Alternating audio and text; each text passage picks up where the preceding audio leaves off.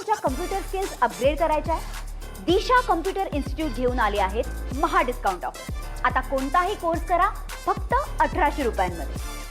भोंदूगिरीच्या नावाखाली महिलांशी गैरवर्तन करणाऱ्या अशोक खरातला नाशिक पोलिसांनी अटक केल्यानंतर त्यांना आतापर्यंत केलेल्या सगळ्या कृत्यांची चर्चा रंगू लागलेली आहे आणि या सगळ्या प्रकरणामध्ये अनेक खुलासे होताना पाहायला मिळत आहेत।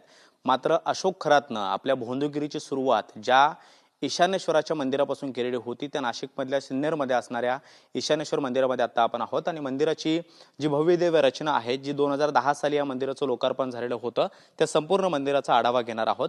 हे मंदिर विशेष करून चर्चेमध्ये आहे कारण अनेक राजकीय मंडळी त्याचबरोबर राज्यभरातले नेते अगदी VIP लोक सुद्धा ज्या मंदिरामध्ये पूजा अर्चेसाठी भोंदू अशोक खरातच्या सोबत आली आणि ज्या मंदिराच्या गाभाऱ्यात जाऊन ज्यांनी पूजा केली तेच हे मंदिर आहे आणि या मंदिराचा गाभारा हा तळमजल्यावरती आहे आणि मंदिराच्या अगदी खालच्या म्हणजे थोडं बऱ्याच 10-1 पायऱ्या चालून गेल्यानंतर तुम्हाला ह्या मंदिराचा गाभारा पाहायला मिळेल आणि या गाभाऱ्यामध्ये असणारं शिवलिंग सुद्धा पाहायला मिळेल जिथे ही सगळी पूजा अर्चा केली जाते। खरं तर मंदिरामध्ये येणारा प्रत्येक भाविक हा श्रद्धेने येत असतो, श्रद्धेने पूजा करत असतो।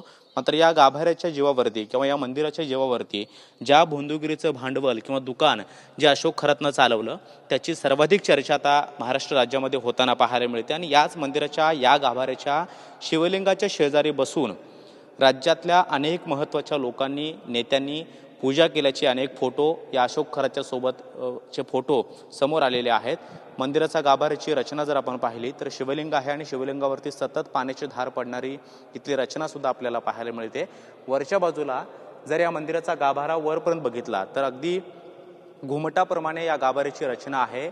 अगदी हळू आवाजात बोललं तरी सुद्धा संपूर्ण गाभाऱ्यातून आवाज आपल्याला त्याचं कंपन हे वेगवेगळ्या स्वरूपामध्ये ऐकायला येईल अशा पद्धतीची ही सगळी रचना या मंदिराची पाहायला मिळते। खरं तर मंदिर खूप आकर्षक आहे आणि प्रत्येक भाविकाचं लक्ष वेधून घेईल, त्याला प्रसन्न करेल असं या मंदिराचं वातावरण आहे। मात्र या ईशानेश्वर मंदिरामध्ये बसून अशोक खरातनं आपलं भोंदूगिरीचं दुकान सुरू केलं, स्वतःला दिव्य शक्ती प्राप्त आहे अशा पद्धतीची आख्यायिका लोकांमध्ये त्यांच्या मनामध्ये रुजवली आणि त्यानंतर त्यांच्याकडनं अघोरी पूजा सुद्धा करून घ्यायला सुरुवात केली।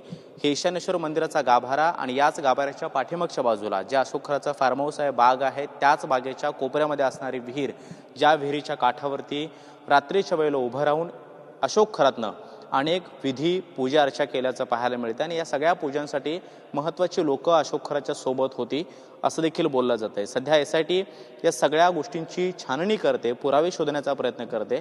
मात्र ईशानेश्वर मंदिर जे राज्यभरामध्ये चर्चेत आहे त्या शिवनिक संस्थांच्या ईशानेश्वर मंदिरातला गाभारा आणि इतर सगळी रचना आपण पाहणार आहोत।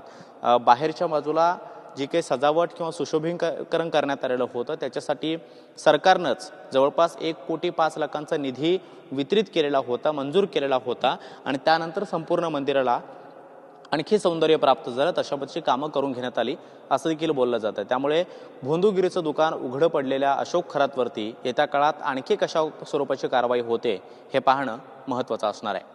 कॅमेरामन योगेश सोबत मी कृष्णा सोनारवाडकर, TV9 मराठी, सिन्नर, नाशिक। मला तुमच्या कम्प्युटर स्किल्स अपग्रेड करायच्या आहे? दिशा कम्प्युटर इन्स्टिट्यूट घेऊन आले आहेत महा डिस्काउंट ऑफर। आता कोणताही कोर्स करा फक्त 1800 रुपयांमध्ये।